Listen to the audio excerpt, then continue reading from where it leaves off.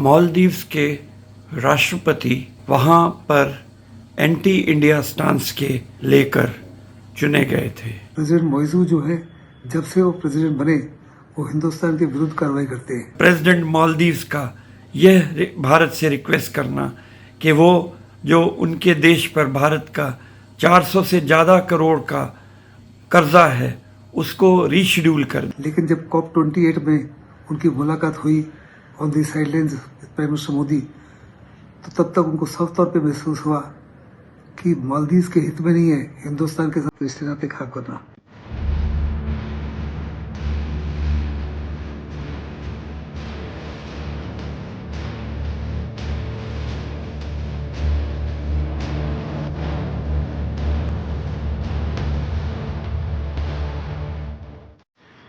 मालदीव हिंदुस्तान के लिए स्ट्रेटेजिकली बहुत ही महत्वपूर्ण है।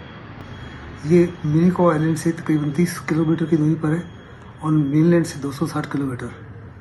इसकी लोकेशन जो है वो अबीम चैनल 9 है, जहाँ से 50 से 55% दुनिया का जो ट्रेड होकर जाता है, और जहाँ तक हिंदुस्तान का सी लाइन्स ऑफ कम्युनिकेशन है वो भी इस इलाके से पास होता है।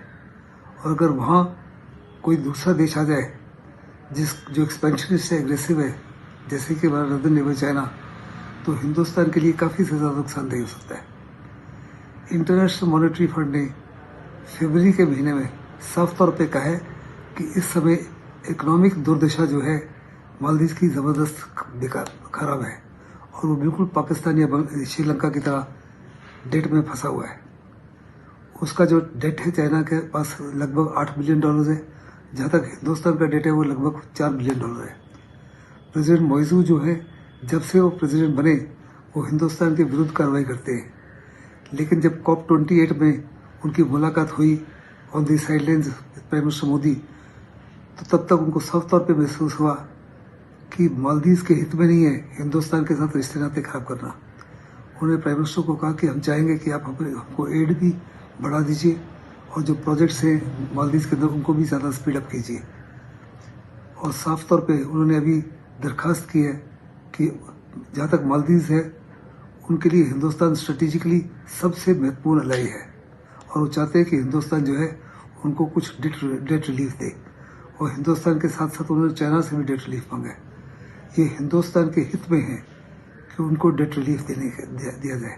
अगर हमने उनको डेट रिलीफ नहीं दिया और चाइना ने उनको डेट रिलीफ दिया तो वास्तव में हिंदुस्तान जो है मालदीव को चाइना की गोद में और धकेलेगा।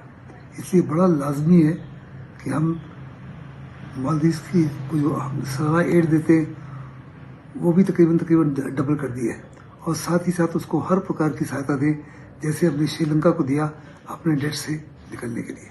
मालदीव्स के राष्ट्रपति वहाँ पर एंटी इंडिया स्टांस के लेकर चुने गए थे। चुनाव के समय में उन्होंने जनता को ये कहा था कि भारत की सभी मिलिट्री पर्सनल वहाँ से चले जाएंगे। ऐसा उन्होंने राष्ट्रपति बनने के बाद आदेश भी दिए और चाइना के साथ अपने रिश्तों को और मजबूत करने की तरफ कदम बढ़ाए। परंतु जो जियोपॉलिटिकल सिचुएशन है, जो जियोग्राफिकल लोकेशन है मालदीव्स की, उसमें भारत उनके लिए एक बहुत महत्वपूर्ण देश है, क्योंकि नियरेस्ट मेडिकल हेल्प या और कोई भी मदद उनको चाहिए तो उसके लिए भारत ही सबसे ज़्यादा नज़दीक पड़ता है। और ऐसे में वो भारत से हमेशा के लिए एक दुश्मनी का या दूरी का रिश्ता बनाकर नहीं रख सकते हैं। भारत उनको काफ़ी एड देता है। हालांकि इस वर्ष कुछ कंडीशंस की वजह से, कुछ रिस्ट्रिक्शंस की वजह से एड में कुछ कमी आई है, परंतु फिर भी 600 करोड़ से ज़्यादा की उनको एड दी जा रही है। ऐसे में प्रेसिडेंट मालदीव्स का यह भारत से रिक्वेस्ट करना कि वो जो उनके देश पर भारत का 400 से ज़्यादा करोड़ का कर्जा है उसको रीशेड्यूल कर दें, उसके टर्म्स कंडीशंस को थोड़ा उदारीकरण कर दें। यह दर्शाता है कि उनका नज़रिया भारत की तरफ थोड़ा बदली हो रहा है। साथ में उन्होंने यह भी कहा है कि जो उन्होंने स्टेप्स लिए हैं चुनाव के समय और उसके बाद में, उससे भारत के साथ संबंधों में फ़र्क नहीं पड़ा है। इन सब स्थितियों को देखते हुए, इन सब बातों को देखते हुए जो उन्होंने कही हैं, उससे यह प्रतीत हो रहा है कि उनको अब भारत की इम्पोर्टेंस का अंदाज़ा हो रहा है और वो चाहते हैं कि भारत से अच्छे रिलेशंस बने रहें, और इस वजह से वो भारत से अपने लोन को रीशेड्यूल करने के लिए कह रहे हैं, क्योंकि उनके पास इतने पैसे नहीं हैं। जो रियलिस्टिक सिचुएशन का उनको अब अंदाज़ा हो गया है, और यह भारत के लिए एक अच्छी बात है।